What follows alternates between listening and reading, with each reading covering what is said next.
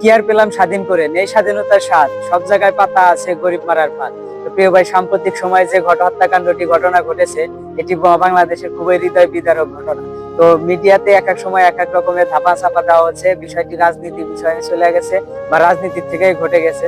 যে বিষয়ে হোক, আমরা বাঙালি, আমরা আবার কিছুদিন পরে আবার যখন নতুন একটি ট্রেন্ড আসবে, তখন এটাকে ভুলে ওইটা নিয়েই আলোচনা করব। আসলে এভাবে আর কত, যেমন এই হত্যাকাণ্ডের সাথে যারা জড়িত তাদের গ্রেপ্তার করা হয়েছে, তাদের বিচারও হয়েছে, সর্বোচ্চ ফাঁসি রায়ও হবে, কিন্তু কার্যকর হবে না। অন্য সরকার যখন চলে আসবে তখন এরা ঠিক আবার বের হয়ে চলে আসবে। তো এইভাবে আর কত। আবার যখন হত্যাকাণ্ডটি ঘটেছে, আশেপাশে কিন্তু অনেক লোক ছিল, কেউ কিন্তু এখন পর্যন্ত মুখ খোলেনি, এবং সাংবাদিক ভাইদের জিজ্ঞাসা করতেও দেখছি কেউ বলে যে জানেই না। উনি যে ব্যবসা করে, ভাঙড়ি মালের ব্যবসা করে, অনেকে এটা জানেই না।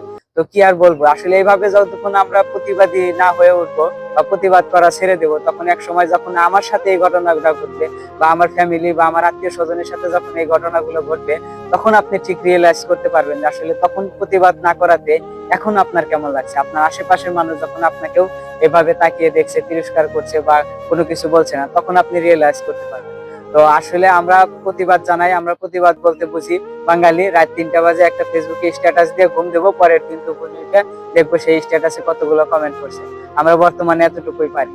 হ্যাঁ, তো আসলে কি বলবো, আসলে বলার মতো কিছু নাই।